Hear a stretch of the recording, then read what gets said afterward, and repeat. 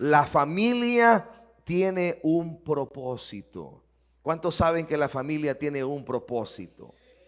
Hay un propósito de Dios para la familia.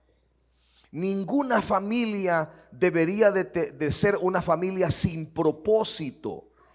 Y aquí, en este pequeño versículo, encontramos algo que Jacob le dijo a su suegro Labán. Miren lo que la Biblia nos enseña. Y aquí vamos a comenzar a compartir esto que el Señor nos ha dado. Dice: porque poco tenías antes de mi venida, y ha crecido en gran número, y Jehová te ha bendecido con mi llegada. Y ahora, noten esta pregunta: ¿cuándo trabajaré también para mi propia casa? Le dice Jacob a su suegro. Desde que yo vine aquí, le dice, fuiste bendecido. Mi llegada te bendijo. Prosperaste. Te nacieron más vacas, te nacieron más ovejas. Recibiste bendición con mi llegada. Yo traía bendición. Pero tú me tienes aquí en la casa y no me permites trabajar en mi propia casa. ¿Cuándo voy a trabajar para la bendición de mi propia casa?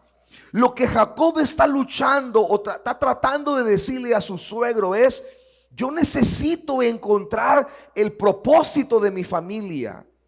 Necesito encontrar el propósito de mi casa, de mi hogar, de mi familia. Por algo yo soy quien soy, por algo he pasado las experiencias que he pasado y necesito trabajar en mi casa.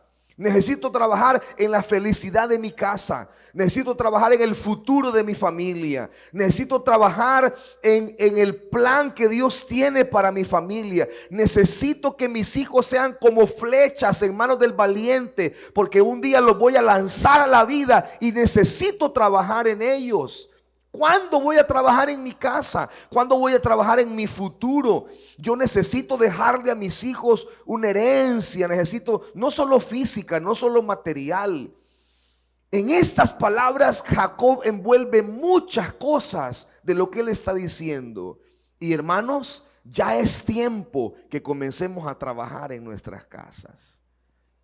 Ya es tiempo que nos hagamos esta pregunta y digamos: ¿y yo hasta cuándo voy a trabajar en mi casa? ¿Hasta cuándo le voy a meter manos a la disciplina en mi casa? ¿Hasta cuándo le voy a meter manos a la responsabilidad que como padre, como madre me tocan en casa? ¿Hasta cuándo voy a dejar pasar el tiempo y no voy a reparar algunas cosas? ¿Hasta cuándo yo voy a hacerme del ojo pacho con cosas que están pasando en mi casa que ameritan que yo trabaje en estas cosas? ¿Hasta cuándo voy a trabajar en mi matrimonio? ¿Cuándo le voy a dedicar tiempo a mi esposo, a mi esposa? ¿Cuántos años más van a pasar que mi cónyuge me reclama que esto, que necesita aquello, que quiere aquí, que quiere allá? ¿Cuándo voy a decidirme trabajar en mi casa? Esa es una gran pregunta para esta mañana. Y lo que Jacob está diciendo es: yo necesito adecuar mi vida al propósito que Dios tiene para mi familia. En el culto de las 8 hablé sobre cómo recuperar la alegría en el hogar. Ese mensaje, hermanos, muy bueno, por favor escúchenlo. En el culto de las 6 hablamos sobre la comunicación dentro de la familia, pero nos enfocamos en los tipos de comunicación que la familia tiene. Y muchos nos identificamos con esos tipos de comunicación que no siempre son asertivas, ese tipo de comunicaciones. Entonces quiero llevarlos a través de lo que la Biblia dice que es el propósito de Dios para la familia. Todo hombre que está aquí esta mañana debería de estar haciéndose esta pregunta: ¿cuándo voy a trabajar en mi casa? ¿O debo de seguir trabajando en mi casa? Si ya empezaste a trabajar en tu casa, cuando hablo de la casa, hablo de el hogar, Hablo del matrimonio y hablo de la paternidad y de la maternidad. ¿Cuándo le voy a meter manos a mi casa? Si ya lo estás haciendo, bueno, Señor, necesito seguir trabajando estas y estas áreas todavía en mi casa. Yo sé, hermanos, que hay áreas en nuestros hogares, en nuestros matrimonios, en las que Dios quiere que trabajemos. ¿En qué áreas Dios quiere que trabajemos? ¿En qué áreas del matrimonio o en qué áreas de la paternidad Dios quiere que estemos trabajando? Que le metamos mano a esto. Que ya no podemos dejar para otro día esto. Se nos va a salir de control. El matrimonio se nos desquebraja si no le metemos mano. Cuando no trabajamos en el hogar, en la familia, en el matrimonio, es como tener una gotera que cae en medio de la cama. Y podemos poner un guacal, podemos poner un recipiente, pero la gotera siempre nos va a molestar cada vez que llueva. Y hasta que alguien se suba al techo para reparar esa gotera siempre va a estar en medio de la cama. Y usted puede mover la cama para un costado, para otro lado, pero la gotera no se va a quitar, siempre va a estar ahí. Entonces hay problemas, situaciones en la familia y en el matrimonio que son como una gotera continua, molesta, que no le hemos querido meter manos por cobardía, por negligencia, porque no queremos enfrentar esas situaciones. Y esto nos habla del propósito de la familia. El propósito de la familia, en el libro de Levíticos encontramos en el capítulo 25, no lo voy a leer porque es una lectura extensa. Prácticamente todo el capítulo habla de el año del jubileo. A ver, esta fiesta o esta costumbre, este aspecto divino que Dios tenía para el pueblo de Israel, se celebraba cada 50 años. De repente, cada 50 años, las personas, las familias, tenían el privilegio de empezar de nuevo. Ellos habían fracasado como padres proveedores, habían fracasado como familia, y por alguna razón, que casi siempre fue el pecado, ese padre tuvo que deshacerse de lo material. Alguien le compró su tierra, le compró sus terrenos, le compró su casa, y él tuvo que vivir en alquiler de alguna casa o de algún terreno. Pero a los 50 años venía el año del jubileo. Y las personas que por bancarrota habían perdido sus terrenos, recuperaban el terreno y volvían y podían tener la oportunidad de un nuevo comienzo. Ahora ellos ya eran ancianos, los padres que cometieron el error, pero los hijos ahora podían tener un nuevo comienzo al ser dueños de una propiedad que su papá recuperó solo por la misericordia de Dios en el año del jubileo. A los 50 años se celebraba esto y era como un nuevo comienzo. Bueno, haciendo un paralelismo con la familia, las familias deberían de disfrutar años, días, meses, semanas y años de jubileo, tener nuevos comienzos. ¿Por qué se daba el año del jubileo? Porque Dios no quería paupérrimos en su pueblo. Si había gente, mi amado hermano, que había caído en bancarrota, que no tenía nada, a los 50 años recuperaba lo que había perdido y sus hijos podían ahora tener buena cabeza, tener inteligencia, apartarse del pecado y no perder ese patrimonio, cuidarlo y heredarlo a futuro. Y poder ser una familia bendecida. Dios no quería que hubieran pobres, ni mucho menos paupérrimos, o nadie que no poseyera por lo menos algo para defenderse en la vida. Él quería que la gente tuviera un nuevo comienzo, pero los errores de los padres, los pecados de los padres. Entonces el año del jubileo era un tiempo para superar el dolor, las heridas, las frustraciones de la familia biológica, siendo sanados por el amor de Dios y por el amor mutuo que ellos tenían. Así que Dios sabía que el matrimonio y los hogares iban a necesitar día con día, semana con semana, mes tras mes y año tras año, el año del jubileo. Ellos necesitan, nosotros necesitamos nuevos comienzos. Nuestros hijos necesitan nuevos comienzos. Un nuevo comienzo. Cuando yo aplacé séptimo grado, mi mamá me permitió comenzar de nuevo. Me dijo, perdiste el año, me dijo. Y en lugar de darme una buena castigada que me la merecía de a galán, me sentó, me explicó lo que significaba perder un año. Ni modo, me dijo, vas a aprender un oficio ahora, me dijo. Y me mandó con una señora a trabajar la tierra. Así que toda la vacación, octubre, noviembre y diciembre, me la eché trabajando la tierra. Y los fines de semana de los siguientes años me iba a trabajar la tierra con doña Mari, una señora dura. Dura, lo hacía arar la tierra con la nariz a uno, esa señora era tremenda, fuerte. Ella era una madre soltera, su esposo había muerto por la guerra, la guerrilla lo había asesinado.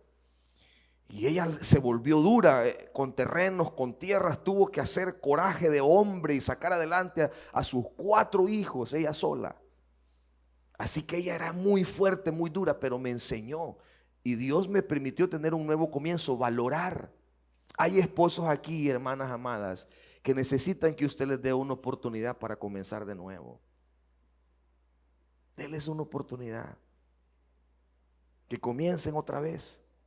Hay esposas aquí que necesitan empezar de nuevo, tener un nuevo comienzo. Hay hijos que necesitan que les demos la oportunidad de tener un nuevo comienzo. Mira, no querés estudiar, trabaja entonces, aprende un oficio.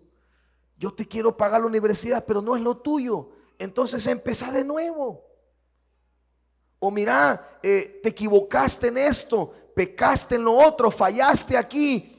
Tener un nuevo comienzo, tener un nuevo inicio, restaurate, regenerate. Hay hijos que tienen que darle a sus padres la oportunidad de tener un nuevo comienzo. Se equivocaron como papás, nos hemos equivocado como padres. Hijos, démosle la oportunidad a nuestros hijos a nuestros padres, de que ellos tengan un nuevo comienzo en el Señor. Dios pensó en que la familia iba a necesitar un año de jubileo, un tiempo de un nuevo comenzar, un nuevo mover, para iniciar de nuevo, para resetearse de nuevo. Y Dios permite ciertos eventos que nos dan la oportunidad de iniciar de nuevo. Cuando nosotros sufrimos nuestros primeros años de matrimonio difíciles, la adaptación fue tan difícil para nosotros. Nuestros aniversarios eran un nuevo comienzo. Les hemos contado, a veces íbamos peleados en el carro. Y me decía mi esposa, ¿y para qué vamos? Y aquí vamos peleados. Yo ya pagué el hotel, le decía. Yo ese pisto no lo voy a perder, le decía. Vamos y allá vemos qué hacemos. Y allá nos contentábamos. Allá veníamos de amores, beso y beso, ¿verdad? Y era un nuevo comienzo. A volver a empezar, a los pocos meses, semanas, se derrumbaba otra vez el volado. Y a veces un culto era un nuevo comienzo. A veces una administración era un nuevo comienzo. A veces una sentada con nuestros amigos era un nuevo comienzo. Llamábamos a nuestros amigos, mira vos, vengan, ayúdennos. Nos queremos agarrar de los pelos ahorita, vengan a orar por nosotros. Y ese era un nuevo comienzo. Eso era un nuevo empezar. Pero todas las familias debemos experimentar diariamente, semanalmente, mensualmente o cada año un nuevo comienzo. Necesitamos este nuevo comienzo en nuestras vidas. ¿Qué más es el propósito de Dios para la familia? Mostrar la relación eterna entre Jesús y la iglesia. El matrimonio puede y debe de ser el modelo o un modelo para el mundo sobre la relación de Cristo con su esposa. El apóstol Pablo En Efesios 5 dice, les voy a contar, a revelar un misterio, dijo él. Y relacionó la relación de Cristo con la iglesia con la relación matrimonial. ¿Cuál era el misterio de Pablo? Muchos teólogos han patinado en interpretar lo que Pablo quiso decir, pero yo creo, hermano, que lo que Pablo quiso decir es: yo quiero mostrarle al mundo a través del matrimonio, a través de los esposos cristianos, quiero mostrarle al mundo cómo Cristo ama a la humanidad, cómo Cristo ama a la iglesia, cómo Él se ofreció por la iglesia a través de la unidad matrimonial. O sea, nosotros debemos de ser el reflejo de este mundo del amor de Dios por ellos. Estamos lejos de eso, por supuesto, que nos hace falta mucho, pero ese es el gran propósito de Dios. ¿A dónde nuestros hijos van a conocer a Cristo? En sus padres. Los papás somos la imagen más cercana de Dios que nuestros hijos van a tener. Nosotros debemos reflejar a Cristo, a Dios. Nuestra relación matrimonial debe de reflejar la santidad necesaria, los valores necesarios, la pureza necesaria y todo lo bueno que ellos puedan ver en el matrimonio, que les refleje el amor de Dios. Pero este mundo solo va a conocer el amor de Dios y el modelo de lo que Cristo hace por la humanidad y por su iglesia específicamente, con el misterio que Pablo explica en Efesios 5:32, relacionando el matrimonio con la iglesia. También el propósito de la familia es un lugar donde se practique el discipulado y el crecimiento hasta llegar a ser más como Jesús. Y es más significativo cuando llegan los hijos. Los hijos nuestros deberían de ser nuestros primeros discípulos. Hermano, sea usted quien le enseñe a andar en bicicleta a sus hijos. Sea usted quien le enseñe a levantar una piscucha. Eso ya no se hace, ¿verdad? Los hipotes ni saben qué es una piscucha ahora, pero enséñenles cómo encumbraba las piscuchas a usted. Sea usted el que le compre el capirucho, el trompo, el yoyo, en lugar de tablet y celulares. Está bien si le compra eso, pues, pero ¿me entiende lo que le quiero decir? Que sea usted el que les enseñe a nadar. Y si usted no puede, aprenda. Eso es parte del discipulado. Que con usted aprendan su primer versículo de la Biblia antes que se lo aprendan en la escuela dominical, en la iglesia infantil. Usted enséñele Juan 3:16 antes de que el maestro se los enseñe. Discipúlelos, enséñeles. Porque discipular no es sentarse a una charla, a una clase. No. Yo jamás he discipulado así. Me recuerdo de unos chicos que tuve hace unos años atrás, 5 chicos que yo estaba discipulando. Les digo yo: ¿y ustedes conocen Suchitoto? Yo nací en Suchitoto, una ciudad muy bonita. No, pastor, no conocemos. Va, lo voy a llevar a que conozcamos. Y lo llevé. Allá vamos a hacer la reunión de discipulado ahora. Y lo llevé al parque, lo llevé al lago, a que conocieran el lago, el Museo de la Moneda y esto. Y lo llevé a los lugares más importantes de la ciudad. Y en la noche, después de cenar, yo saqué mi guitarra del carro, nos sentamos en medio del parque y comenzamos a cantar, a adorar. A adorar ahí, a cantar alabanzas, los 5, los 6 ahí con ellos 5 y yo, cantando, adorando.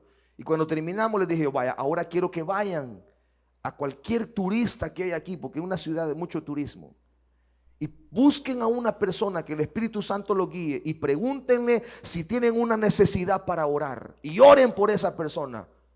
Todos temerosos. Pero ¿y si nos rechazan? No los van a rechazar. No los van a rechazar. Solo díganle que quieren orar por una necesidad que tengan. fue tan bonito ver a los muchachos. En su vida habían orado por alguien, orando por gente en el parque, desconocidos. Eso es discipular. Jesús discipuló en el diario vivir. Usted no necesita tener sesiones programadas con sus hijos para discipular el diario vivir es una perfecta oportunidad para discipular a sus hijos, para enseñarles cosas valiosas. Es un lugar donde se discipula, donde se crece espiritualmente. Pero también la familia tiene el propósito de mostrar el misterio de estar juntos y disfrutar de la maravilla de ser creados a la imagen de Dios. La Biblia dice en Génesis capítulo 1, si me acompaña por favor, y los versículos 26, lo conoce usted este versículo, pero deseo leérselo. 26 al 28. Y creó Dios al hombre a su imagen, a imagen de Dios lo creó, varón y hembra lo creó. Y los bendijo Dios y les dijo: fructificad, multiplicados y llenad la tierra y sojuzgadla, y señoread en los peces del mar y en las aves de los cielos y en todas las bestias que están sobre o que se mueven sobre la tierra. Si nosotros les enseñáramos a nuestros hijos este versículo antes de que vayan al kinder, jamás un profesor le va a poder enseñar ideología de género y que ellos se la vayan a creer. No le va a decir el niño: mi papá me enseñó que la familia es Dios, creó a la mujer y Dios creó al hombre y le dio sus genitales y le dijo que se multiplicaran y que llenaran la tierra, y por eso yo estoy aquí, porque mi papá se unió con mi mamá, se amaron y el resultado soy yo y mis hermanos, le va a decir el niño. Pero no hablamos de esto con los niños. Yo me di cuenta que mi hijo necesitaba aprender sobre el cuerpo humano, hasta que una vez nos hizo pasar una vergüenza. Una vergüenza. Mi hija Grace estaba enferma y él estaba chamaquito, estaba niño, bebé, niño, apenas caminaba. Y él asociaba a los policías con el género masculino, pero estaba una mujer policía, aritos, pelo largo. Entonces él la miraba y no entendía. Entonces vino y le preguntó abiertamente qué es lo que tenía de genitales. Yo me quería morir de pena y ella solo se puso rojita. Este niño, dijo, y se fue la muchacha, la señora, ¿verdad? Era una policía. Yo entendí que teníamos que explicarle. Ahora mi reacción inmediata fue: niño, eso no se hace, debe preguntar eso. Qué error, dije yo después. No, tengo que preguntarle. Y le expliqué después. Está bien que le preguntaras, tenía dudas, está bien. Ella tuvo que contestarte, pero no te contestó. Pero yo te voy a explicar. ¿Me entienden? El hogar es un lugar donde mostramos el misterio de estar juntos y de disfrutar de haber sido creados a la imagen de Dios. Hacer un buen gobierno de la casa para exportar su influencia al mundo que nos rodea. Mateo capítulo 26. Dios pensó en que el hogar, la familia, fuera un producto de exportación. Pero estaba pensando en una familia conforme a su corazón. Ahora, lo que nosotros hemos exportado como modelo de familia no es algo muy bueno. Miren 26 de Mateo, versículo 6. Y estando junto a Betania, en casa de Simón el leproso, vino a él una mujer. Y aquí usted conoce todo el contexto y toda la historia. No voy a leer toda la historia. Pero cuando Jesús fue ungido en Betania, ¿qué es lo que Jesús experimentaba en este hogar cada vez que él iba a este hogar? Unidad, armonía, compañerismo, bendición. Yo no tuve un modelo de casa así, pero lo vi en mi pastor. Yo vivía metido en la casa de mi pastor. Hasta hoy entiendo que qué imprudente era yo. No le daba espacio. Quizá mi pastor quería descansar, andar en calzonetas, sin camisa, y ahí estaba el bicho metido ahí, ¿verdad? Pero yo vi cómo mi pastor trataba a su esposa. Yo vi cómo trataba a sus hijos. Y no fingía delante de mí porque yo no era nadie. No era un diácono, no era un líder, no era un aportador de diezmos como para que él fingiera ser un buen esposo o un buen padre. No, no, no. Yo no era nadie. Yo sé que él se portaba así con su esposa porque esa era la manera como se portaba. Bueno, es más, mi esposa le digo, mira, me voy a comprar una loción. A mi pastor le gustaba una loción. Yo tengo tan presente. Él agarraba, era una chiquita así, porque él no se podía comprar una grande, porque es una loción bien cara. Y aquí en El Salvador es re carísima. Yo la mandé a 3 de Estados Unidos y me salió barata. Cuando me le eché, me remonté a mi pastor. Oh, la loción que le gustaba a mi pastor, dije, qué rica. ¿Me entienden? Yo no estaba acordándome solo de mi pastor, estaba acordándome de su ejemplo. Esas cosas tenemos que exportarlas. Que cuando alguien te visite a tu casa, diga, cómo me gusta tu casa. Y que no hable de las paredes, que no hable de los cuadros, que no hable de las fotos, que hable de tu familia. Qué bonito, cómo se llevan ustedes. Qué chévere, qué ambiente más bonito se siente aquí. Eso es un producto de exportación, hermano. Buenos días. Dios quería hacer un buen gobierno de la casa para exportarlo y que fuera de influencia al mundo que lo rodeaba. Revelar el carácter de Dios como un Dios de pactos que nunca rompe sus promesas y ama incondicionalmente. Si el matrimonio es un pacto, el matrimonio es el reflejo del carácter de Dios que dice: yo nunca rompo mis pactos. Por eso el matrimonio es para toda la vida, mi amado hermano. Por eso el divorcio es uno de los más grandes fracasos en el hombre y en la mujer. Aunque suene duro lo que estoy diciendo, pero es verdad. Ustedes se imaginan un día diciendo a Dios, al Señor: me cansé de la iglesia, me voy a separar de ella. Ay, hermano, estamos perdidos si un día el Señor hace eso. Ya sabemos que no lo va a hacer, porque no es su carácter hacer eso. Su carácter es perdonar, misericordia, amor, justicia. Ese es su carácter. Y nunca el Señor va a decir: me harté de la iglesia, de su pecado, de su hipocresía, de su maldad, que siempre se van tras los ídolos y me olvidan a mí. Es más, el libro de Oseas es un libro que habla de lo que Dios hace, su amor inmensurable, que esta mujer llamada Gomer se va de brazos de su esposo, que la honró, que siendo una mujer que no merecía casarse con un sacerdote, la honró, le dio hijos, le dio casa, le dio bienes, y la mujer se fue tras sus amantes. Y el Señor le dice: vaya, búsquela, sáquela del prostíbulo donde esté y vuélvase a casar con ella. Así ha tratado Dios a la iglesia. Entonces, el matrimonio debe de ser el reflejo del carácter de Dios como un Dios de pactos. Tuve un hombre aquí una persona que fue líder conmigo aquí en la iglesia. Estaba joven en ese tiempo, hoy es una persona mayor. Y lo voy a contar porque él lo habla abiertamente y tengo su permiso de hablarlo. Cuando él estaba pasando momentos difíciles en su matrimonio, me dijo: pastor, yo estoy pensando seriamente en separarme.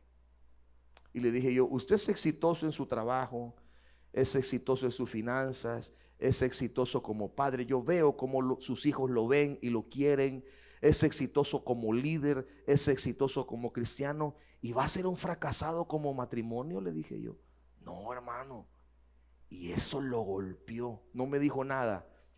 Con el tiempo me dijo un día: esas palabras que usted me dijo Dije yo no quiero ser un fracasado en la vida, dijo él. No, renuncio a eso. Y le hizo frente al matrimonio, hermano. Porque usted pensaba que casarse todo es luna de miel, amor y paz. Se lo están bajando. No es así. No es así.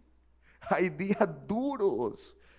Hay días difíciles. Donde uno quiere salir corriendo.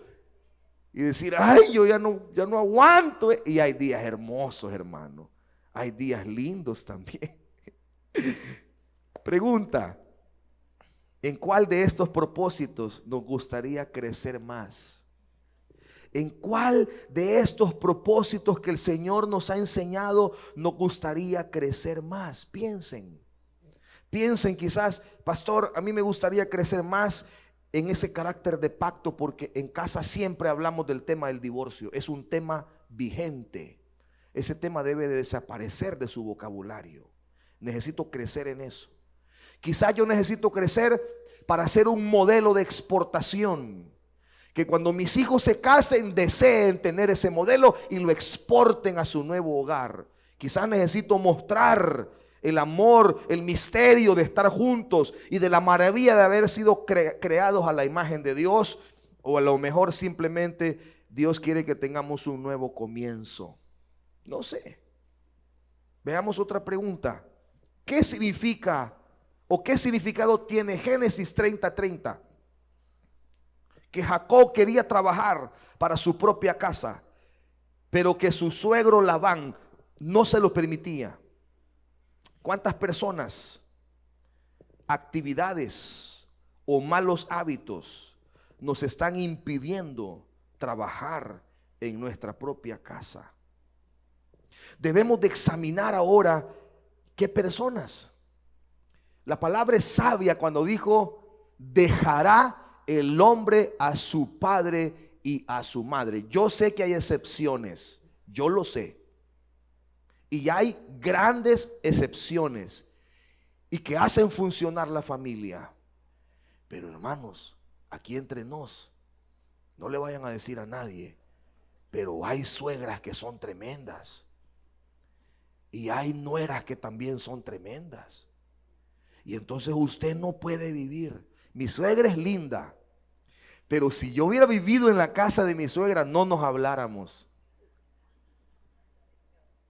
No nos habláramos. Y me quiere mi suegra y no oculta que me quiere y que soy su preferido. No sé si es así, pues, pero si yo hubiera vivido con ella y hubiera tenido problemas con ella, quizás no hubiéramos dicho algunas cositas, ¿verdad? Entonces Dios es sabio. Ahora, Dios no dijo abandonen a los padres, dice dejar, no abandonar. Abandonar a los padres es pecado. Dejarlo. ¿Hay excepciones? Sí. ¿Son permitidas por Dios esas excepciones? Sí. ¿Hay ejemplos en la Biblia de eso? Sí. Hay ejemplos en la Biblia. Ahora, ¿qué significado tenía para Jacob esto? Bueno, él quería independizarse. Pero hagamos práctico el principio. ¿Cuántas personas que están mal influenciando su cabecita, sus pensamientos? ¿Cuántas personas que están mal aconsejándolo están impidiendo que usted trabaje verdaderamente en su casa? ¿Cuántas actividades pueden ser el mismo trabajo? ¿O cuántos malos hábitos impiden que usted trabaje en su casa? Siguiente pregunta. ¿Por qué Dios creó inicialmente a Adán solo, sin una pareja? Esta es una pregunta que yo siempre quise contestármela y nunca encontré algo que me llenara de satisfacción. Y como siempre, cuando no encuentro algo en los comentarios, en los libros y todo, le pregunto al que hizo la Biblia: Señor, ¿y por qué junto con la gallina hiciste el gallo? ¿Y por qué no hiciste de un solo a Adán, de un solo con su Eva? ¿Por qué lo hiciste primero a él? ¿Y por qué a la par del mismo momento no hiciste a su esposita para que él pues se sintiera completo desde el principio? Para que sintiera la necesidad de una esposa. ¿Cuándo sé que estoy listo para casarme?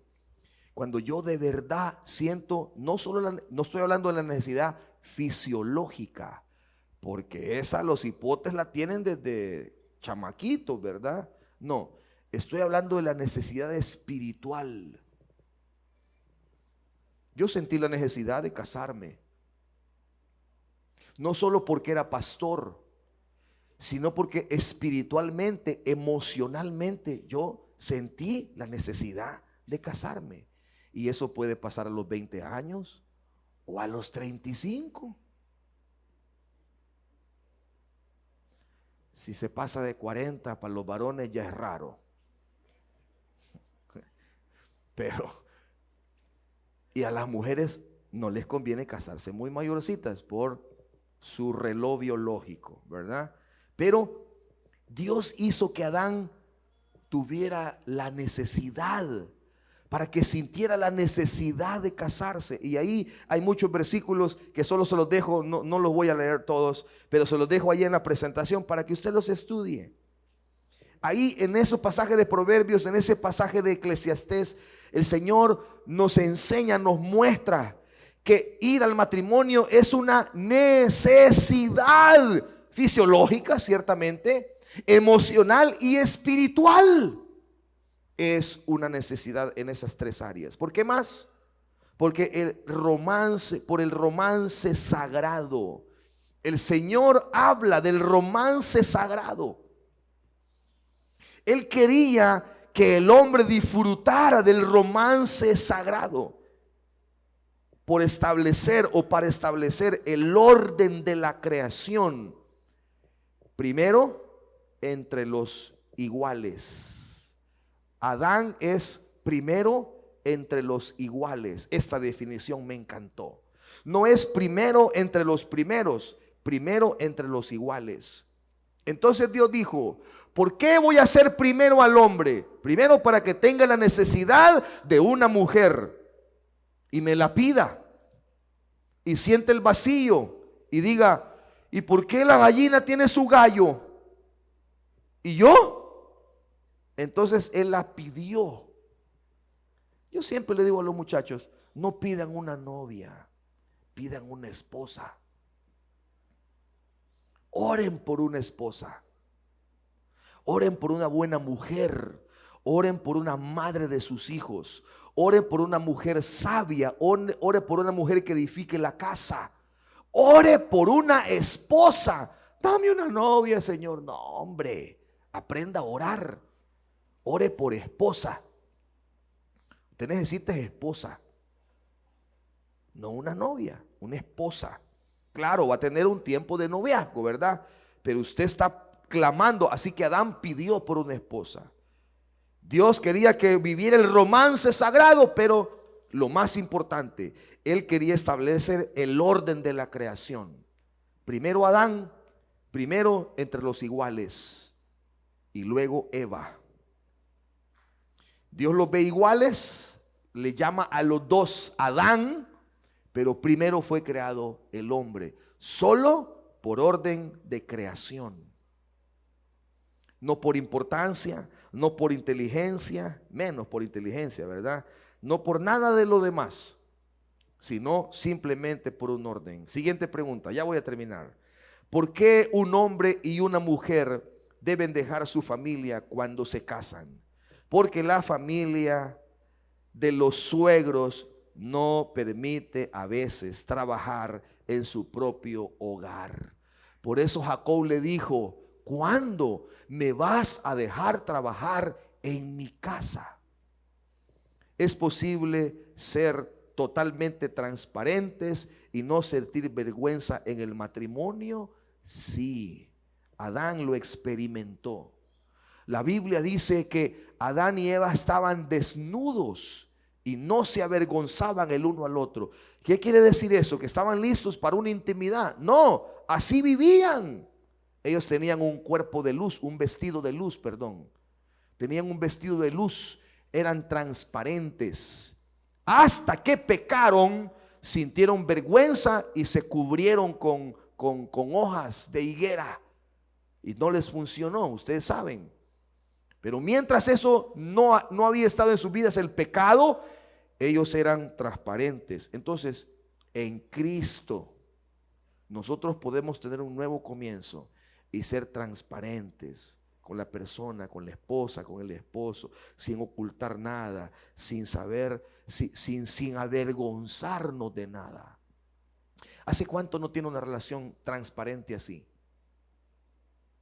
Donde tiene que ocultar cosas, donde tiene que guardar información de su cónyuge, donde tiene que guardar información de sus hijos, a sus hijos. Llegó un momento en que yo tenía el mismo size, ¿cómo se llama? La misma medida de mi segundo papá. Y un día, hey, préstame la chaqueta. Él tenía una chaqueta de cuero bien bonita.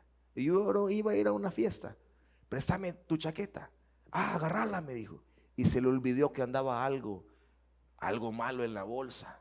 Entonces yo, inconsciente, metí la mano y saqué. ¿Y esto vos? Le dije yo. Y lo vio mi mamá. Vos no usas esos conmigo, me dijo.